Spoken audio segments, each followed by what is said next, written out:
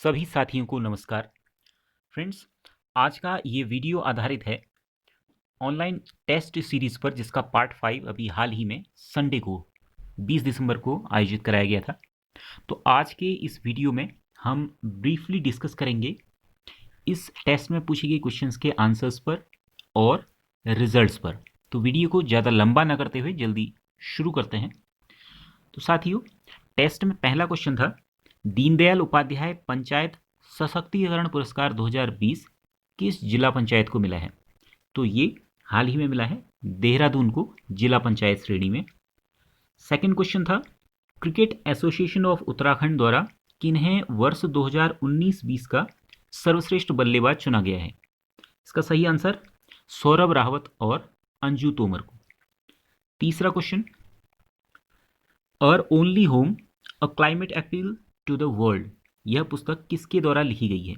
तो फ्रेंड्स, यह पुस्तक लिखी गई फ्रांच ऑल्ट और दलाई लामा, इन दोनों के द्वारा। फ्रांच ऑल्ट ने दलाई लामा के सहयोग से लिखी है। तो पुस्तक के राइटर में दोनों का ही नाम है, इसलिए ऑप्शन डी यानी बी व सी दोनों को हम चुनेंगे। नेक्स्ट क्वेश्चन, किसने SEP 2.0 कार्यक्रम लॉन्च किया है? तो फ्रेंड्स, यह कार्यक्रम लॉन्च किया है नीति आयोग द्वारा, नीति national institution for transforming India, इसके द्वारा SEP 2.0 यह कार्यक्रम लॉन्च किया गया था। अगला क्वेश्चन, रक्षा मंत्रालय ने नौसेना क्षेत्र में आत्मनिर्भरता के लिए किस निकाय की स्थापना की है? तो इसका सही आंसर है ऑप्शन बी, NIIO। NIIO ये नौसेना से संबंधित है, नेवल इनोवेशन एंड इंडिजिनेशन ऑर्गेनाइजेशन। तो ऑप्शन बी इसका सही आंसर होगा।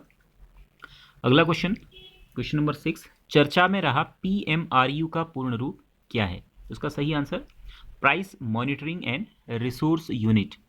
ये दवाओं के मूल्यों की निगरानी करने के लिए इस यूनिट को बनाया गया है, और दवाओं की उपलब्धता सुनिश्चित करना और जागरूकता फैलाना ये भी इसका काम है। अगला क्वेश्चन है, किस राज्य सरकार ने अरुणोदय योजना की शुरुआत की है?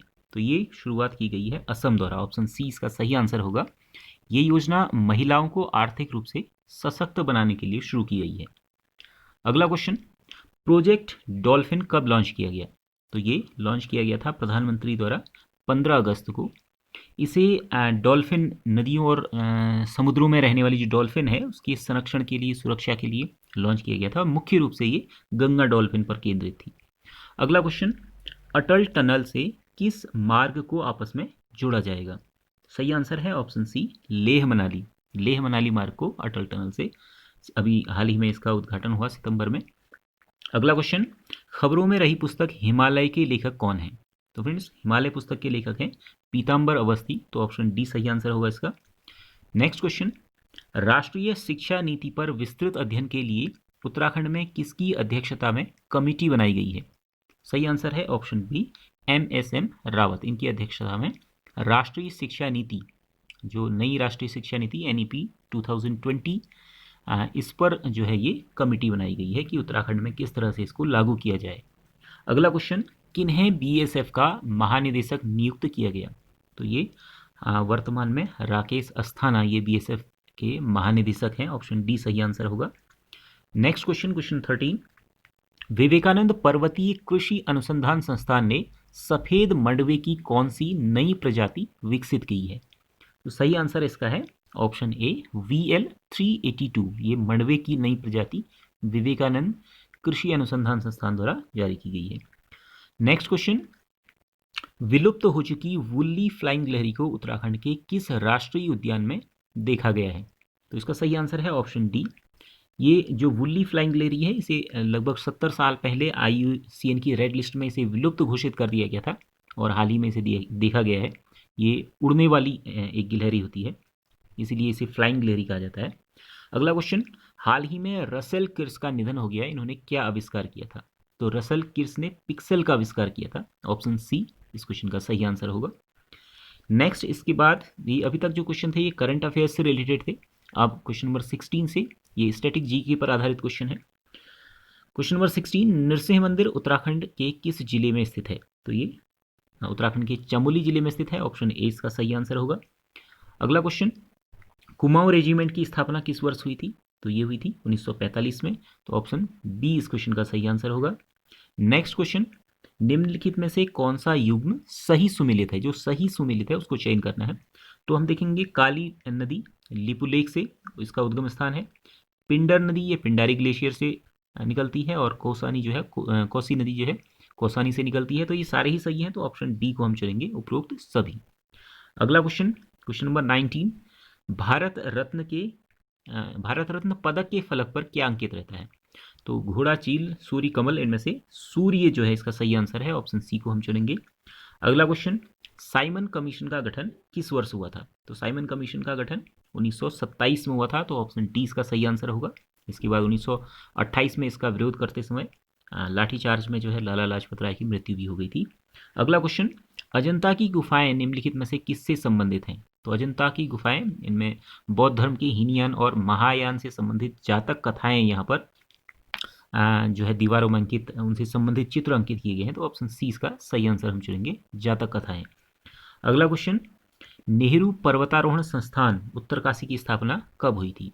तो ये स्थापना 14 नवंबर 1965 को की गई थी, ऑप्शन बी को हम चुनेंगे। अगला क्वेश्चन, गढ़वाल के इतिहास में झांसी की रानी की संज्ञा किसे दी गई है? तो सही आंसर है ऑप्शन ए, तीलू रौतेली को। नेक्स्ट क्वेश्चन, अलकनंदा एवं पिंडर नदी का संगम, तो ये संगम को हम कर्णप्रयाग कहते हैं, ये पंचप्रयाग में से एक है। अगला क्वेश्चन, निम्नलिखित राष्ट्रीय उद्यान एवं संबंधित स्थल में कौन सा सुमेलित है? जो सुमेलित है उसी को चुनना है यहाँ भी हमने। देखेंगे हम नंदा देवी राष्ट्रीय उद्यान, उत्तरकाशी लिखा है जबकि ये चमोली में है, तो ये गलत होगा, सुमेलित नहीं है। कॉर्बेट राष्ट्रीय उद्यान, ये चमोली में, ये भी नहीं है, ये पौड़ी और नैनीताल में विस्तृत है। गंगोत्री राष्ट्रीय उद्यान जो है उत्तरकाशी में है, रुद्रप्रयाग लिखा है, ये भी गलत है। राजाजी राष्ट्रीय उद्यान, ये हरिद्वार, देहरादून और पौड़ी में है, तो ये सही है, पौड़ी में भी ये विस्तृत है, ऑप्शन डी को हम चुनेंगे। अगला क्वेश्चन, क्वेश्चन नंबर 26, अंडमान एवं निकोबार द्वीप समूह का विधि क्षेत्र किस उच्च न्यायालय के अधीन है? तो ये कोलकाता उच्च न्यायालय के अधीन है, तो ऑप्शन बी इसका करेक्ट आंसर होगा। नेक्स्ट क्वेश्चन, क्वेश्चन नंबर 27, क्षेत्रफल की दृष्टि से निम्नलिखित में से कौन सा जिला सबसे छोटा है? तो हम यहाँ पर देखते हैं कि देहरादून, अल्मोड़ा, टिहरी, ये तीनों ही इनका जो क्षेत्रफल है वो 3000 से ज़्यादा है, जबकि हरिद्वार का जो क्षेत्रफल है वो 2360 वर्ग किलोमीटर है, तो हरिद्वार इन सब में सबसे छोटा जिला है, ऑप्शन डी को हम चुनेंगे। अगला क्वेश्चन, नंदा देवी शिखर निम्नलिखित में से किस भाग में स्थित है? तो नंदा देवी उत्तराखंड में हम जानते हैं, और उत्तराखंड में ये कुमाऊं हिमालय में स्थित है, ऑप्शन बी को हम चुनेंगे। अगला क्वेश्चन, उत्तराखंड में ताम्र नगरी के नाम से अल्मोड़ा को जाना जाता है, तो ऑप्शन सी इसका सही आंसर होगा। नेक्स्ट क्वेश्चन, क्वेश्चन नंबर 30, निम्नलिखित में से कौन सा स्थान उत्तराखंड में स्थित है? तो ये 4 स्थान दिए हैं, इनमें से जो उत्तराखंड में स्थित है वो हमने चुनना है। तो हम यहाँ पर देखेंगे कि जो बहादुराबाद है ये हरिद्वार जिले का एक विकास खंड है, तो ऑप्शन डी ये सही आंसर होगा, बहादुराबाद। बाकी जो फिरोजाबाद, सिखोहाबाद और इलाहाबाद है, ये तीनों उत्तर प्रदेश में है। अगला क्वेश्चन, अब ये सामान्य हिंदी से संबंधित क्वेश्चन है, 10 क्वेश्चन आएंगे सामान्य हिंदी के। 31 क्वेश्चन नंबर है, त वर्ड का उच्चारण स्थान। तो त वर्ड का हम इसको उच्चारित करके अगर हम देखेंगे तो त, थ, द, ध, ये जो है दंत से, यानी जीभ हमारी दांतों से यहाँ पर टकरा रही है, तो दंत्य कहा जाता है इनको, दंत्य जो ये व्यंजन है, तो ये ऑप्शन बी यहाँ पर करेक्ट आंसर होगा। नेक्स्ट क्वेश्चन है, वर्णों के समूह को क्या कहते हैं? तो बहुत सिंपल है, वर्णों के समूह, वो छोटी क्लासेस हम पढ़ते आ रहे हैं, वर्णमाला, वर्णों के समूह को वर्णमाला कहते हैं। अगला क्वेश्चन, टेबल कौन सा शब्द है? तो टेबल हमें मालूम है, टेबल जो है ये इंग्लिश भाषा का शब्द है, टेबल यानी मेज को जो कहते हैं टेबल, और इसको हिंदी में भी हम एज इट इज प्रयोग कर लेते हैं, तो विदेशी भाषा का शब्द है, इसलिए इसको विदेशज की कैटेगरी में रखा जाएगा, ऑप्शन बी इसका सही आंसर। नेक्स्ट क्वेश्चन, गोल विशेषण है, गोल एक विशेषण है, तो ये किस प्रकार का विशेषण, ये हमें बताना है। तो गोल क्या बता रहा है, ये किसी का आकार के बारे में जैसे बता रहा है, आकार यानी गुण बता रहा है, तो ये गुणवाचक विशेषण होगा। अगला क्वेश्चन, देशभक्ति में कौन सा समास है? तो देशभक्ति में समास हमने चुनना है, देशभक्ति, इसका हम पूरा रूप देखते हैं, तो देश के लिए भक्ति, तो देश के लिए भक्ति आ रहा है, तो इस तरह से इसमें तत्पुरुष समास होगा, कारक विभक्ति का प्रयोग किया गया है। अगला क्वेश्चन, यदि तुम चलो तो मैं भी चलूं, ये वाक्य किस प्रकार का है? तो हम देखेंगे कि वाक्य में जो है एक संकेत दिया गया है, अगर तुम चलोगे तो मैं भी चलूंगा, तो ये संकेतवाचक वाक्य की कैटेगरी में हम इसको रखेंगे। अगला क्वेश्चन, निम्नलिखित में से अशुद्ध शब्द है, इनमें से अशुद्ध शब्द हमने चुनना है। तो हम देखेंगे ईर्ष्या, अनुकूल, साप्ताहिक, ये तीनों ही सही लिखे हुए हैं, जबकि नक्षत्र गलत लिखा हुआ है, नक्षत्र लिखा हुआ है, नक्षत्र नहीं होता है, नक्षत्र होता है। ये यहाँ पर बीच में छ की जगह पर ये क्ष का प्रयोग होना चाहिए था, तो ऑप्शन डी इसका सही आंसर होगा। अगला क्वेश्चन है सूर्य का स्त्रीलिंग रूप, तो सूर्य का स्त्रीलिंग रूप सूर्या होता है, ऑप्शन सी सही आंसर होगा। नेक्स्ट क्वेश्चन, व्याकरण जानने वाला, इसके लिए एक शब्द क्या है? तो जो व्याकरण का ज्ञाता होता है, व्याकरण विशेषज्ञ होता है, उसके लिए एक शब्द होता है वैयाकरण, तो ऑप्शन डी इसका सही आंसर होगा। नेक्स्ट क्वेश्चन, ये सामान्य हिंदी का लास्ट क्वेश्चन है, जिस शब्द के कोई सार्थक खंड हो सके उसे क्या कहते हैं? तो सार्थक खंड जिस शब्द के हो सके, तो ये रचना के आधार पर जो शब्द के भेद होते हैं, एक होता है रूढ़, एक होता है यौगिक और एक होता है योग रूढ़। योग रूढ़, तो रूढ़ तो वे होते हैं जिन जो मूल रूप से शब्द होते हैं जिनके खंड नहीं होते हैं, अगर उनके खंड करेंगे तो उनके अर्थ नहीं निकलेंगे। और यौगिक वो होते हैं जिनको जो दो शब्दों से मिलकर बनते हैं, यानी कि अगर उस शब्द के हम खंड करेंगे तो दोनों के ही कुछ अर्थ निकलते हैं। जैसे विद्यालय है, विद्या और आलय, तो विद्या और आलय दोनों के ही अलग अलग अर्थ निकलते हैं और दोनों से मिलकर विद्यालय बनता है, तो ये एक यौगिक शब्द है। तो यानी कि जिन शब्दों के सार्थक खंड हो सके उनको कहते हैं यौगिक, ऑप्शन सी सही आंसर होगा।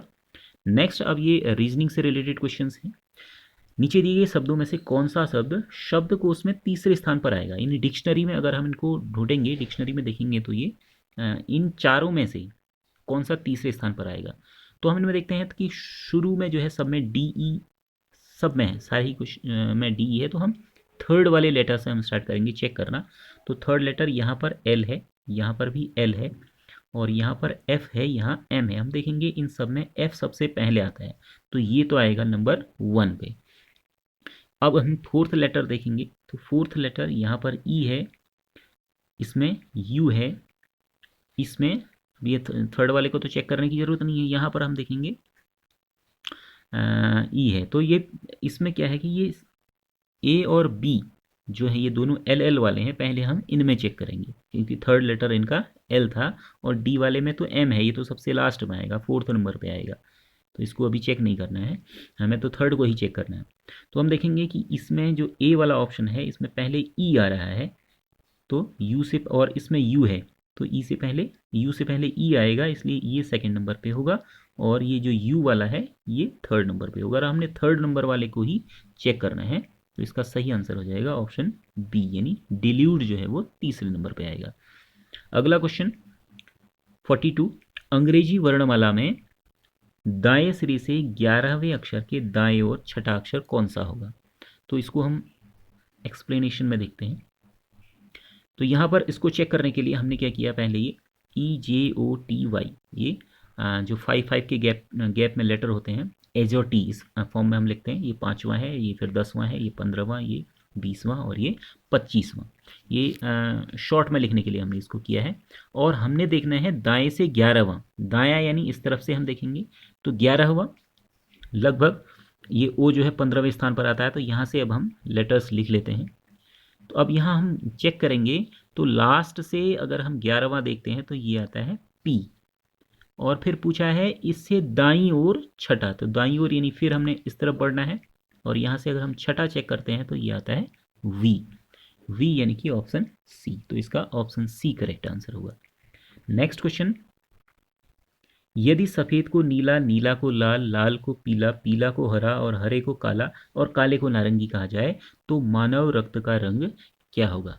तो हमें यहाँ इस पूरे चक्कर में नहीं पढ़ना है, हमने सिर्फ देखना है कि मानव रक्त का रंग क्या होगा। हमें मालूम है मानव रक्त का रंग होता है लाल, और तो हम देखेंगे कि लाल को क्या कहा गया है, हम यहाँ चेक करते हैं, लाल को कहा गया है पीला, तो हमें सिर्फ इसी से मतलब है, बाकी औरों से हमको कोई मतलब नहीं है। लाल को पीला कहा गया है, तो इसका मतलब पीला ऑप्शन जो है वो करेक्ट होगा। मानव रक्त का रंग लाल होता है और लाल को पीला कहते हैं, इसलिए इस क्वेश्चन का आंसर हो जाएगा पीला, यानी ऑप्शन सी। नेक्स्ट क्वेश्चन 44, जिस प्रकार अज्ञान संबंधित है शिक्षा से, उसी प्रकार रोग इनमें से किससे संबंधित है, ये हमने बताना है। तो हम देखेंगे कि जैसे अज्ञान शिक्षा से दूर होता है, ऐसे ही रोग किससे दूर होता है?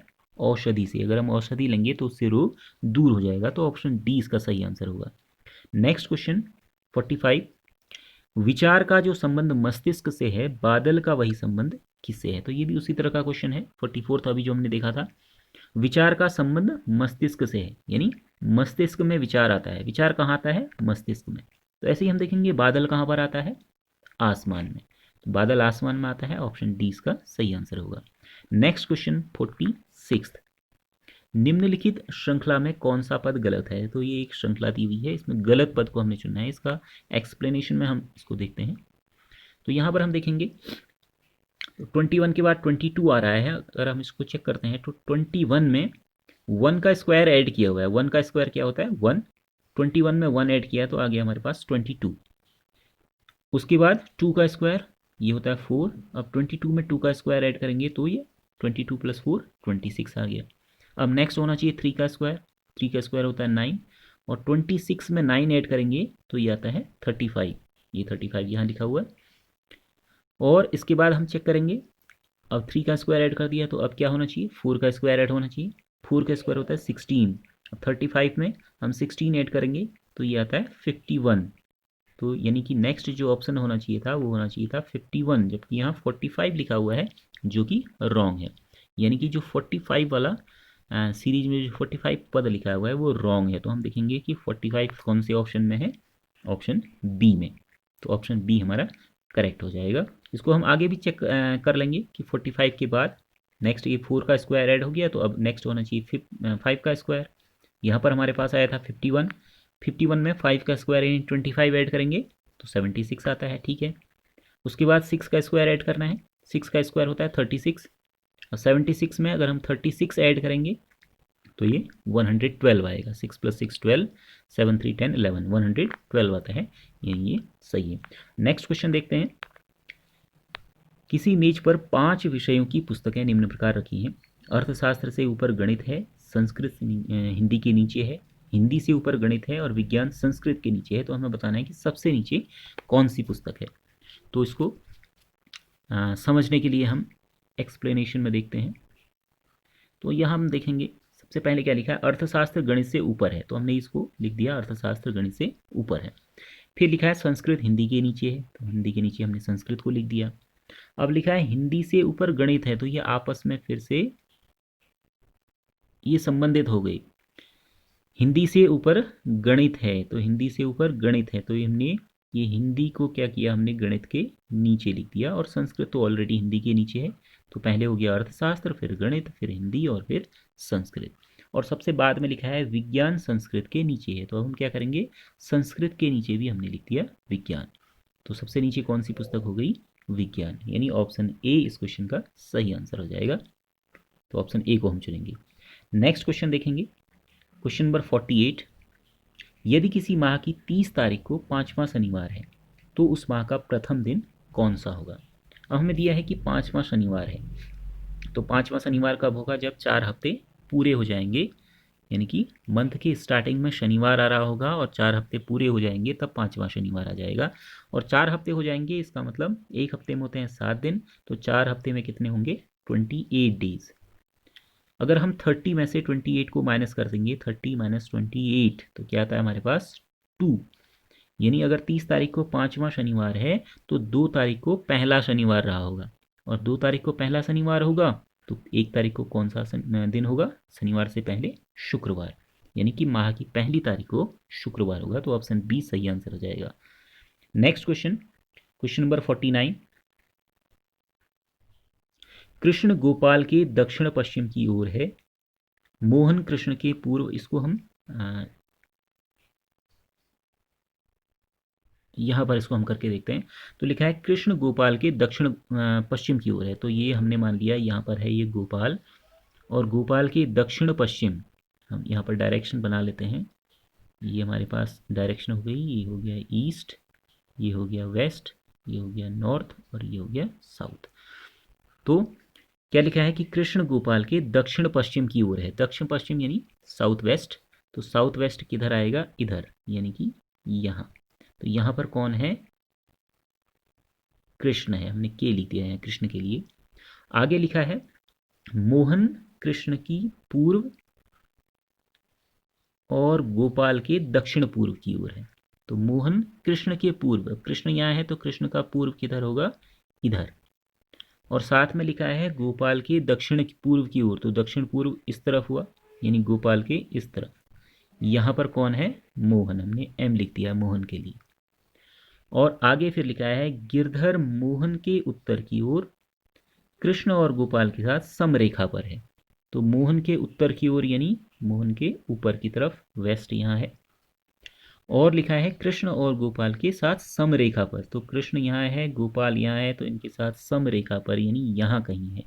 मोहन के साथ यहाँ ऊपर और इनके साथ समरेखा पर यानी सीधी रेखा पर, तो यहाँ पर है गिरधर। जी आई लिख दिया मैंने गिरधर के लिए। अब पूछा है कि गोपाल के किस दिशा में गिरधर स्थित है, तो हम देखेंगे गोपाल यहाँ है और गिरधर यहाँ है, तो ये कौन सी दिशा में है, ईस्ट वेस्ट, यानी सॉरी नॉर्थ ईस्ट नॉर्थ, यानी नॉर्थ ईस्ट में है। नॉर्थ ईस्ट का मतलब उत्तर पूर्व में है। ये था ईस्ट और ये था नॉर्थ, और इस तरफ को गिरधर आ रहा था यानी नॉर्थ ईस्ट में, तो ये उत्तर पूर्व में, यानी कि ऑप्शन ए इसका सही आंसर होगा। लास्ट क्वेश्चन देखेंगे, क्वेश्चन नंबर 50। एक्स और वाई भाई बहन हैं, पी और क्यू बहन हैं। एक्स और वाई भाई हैं, तो इसको हम देख लेते हैं। यहाँ पर एक्स और वाई भाई हैं, तो एक्स और वाई भाई, ये दोनों भाई हैं। पी और क्यू बहन है। एक्स का पुत्र, एक्स का पुत्र जो है वो, एक्स का पुत्र का नाम नहीं दिया है, मान लेते हैं ए है। एक्स का जो पुत्र है वो क्यू का भाई है, क्यू का भाई है, और क्यू की बहन पी है, ये हमें पहले दिया हुआ है। तो हमारे पास ऑप्शन क्या हो गए, इन्फॉर्मेशन क्या हो गई, एक्स और वाई दोनों क्या हैं, भाई हैं, तो ये भी मेल हो गया, मेल हो गया, और ये भी मेल हो गया। एक्स का पुत्र ए है तो ए मेल हो गया। ये दोनों बहनें हैं, पी और क्यू बहनें हैं, तो ये भी फीमेल हो गई और ये भी फीमेल हो गई। ये हमारे पास इन्फॉर्मेशन है। अब पूछा है वाई का पी से क्या संबंध है, वाई का पी से क्या संबंध है। तो पी क्यू और ए ये तीनों भाई बहन हैं, इनके पापा हैं एक्स, तो पापा के भाई हैं वाई, पी के पापा के भाई, तो पापा के भाई को क्या कहेंगे, चाचा। तो ऑप्शन बी सही आंसर हो जाएगा। तो ये हमारे 50 क्वेश्चंस थे, इनके आंसर्स को हमने डिस्कस किया। अब बढ़ते हैं रिजल्ट की तरफ। तो रिजल्ट में हम देखते हैं, ये रिजल्ट है। तो इसमें आज जो फर्स्ट पोजीशन पर हैं इस बार, जीत कोचिंग चंपावत, इन्होंने 50 में से 49 मार्क्स गेन किए हैं। बहुत बहुत बधाई, कॉन्ग्रेचुलेशंस, बहुत अच्छा आपने प्रयास किया है। नेक्स्ट सूरज, इन्होंने 48 मार्क्स गेन किए हैं, बहुत अच्छा। और विनोद और अमित, अमित नेगी, ये विनोद है हल्द्वानी से और अमित नेगी हैं देहरादून से, दोनों के 43 मार्क्स हैं। ये थर्ड पोजीशंस पर दोनों बने हुए हैं। आप लोगों को भी बहुत बहुत बधाई।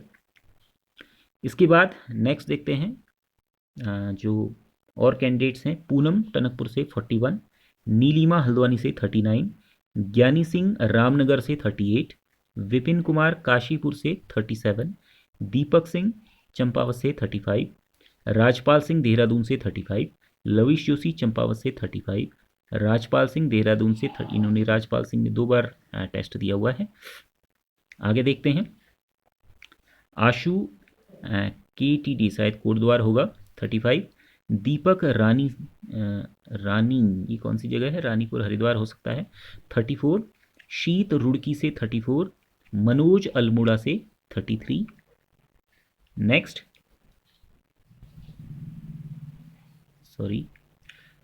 हैं सागर ऋषिकेश से 33,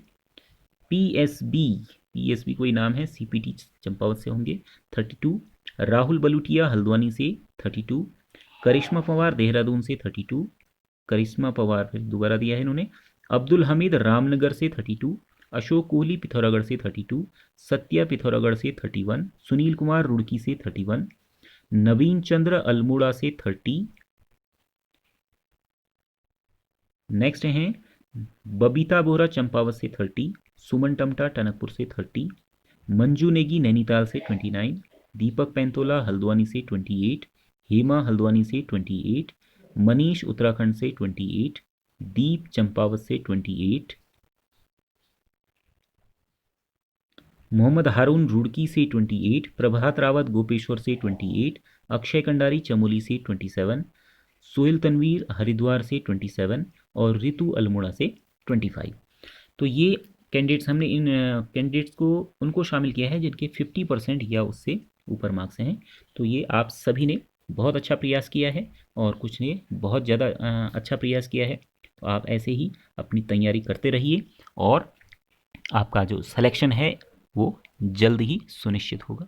आप सभी लोगों को यूके स्टडी सर्कल की ओर से शुभकामनाएं। तो आज के इस वीडियो में इतना ही, मिलते हैं अगले वीडियो में। जय हिंद।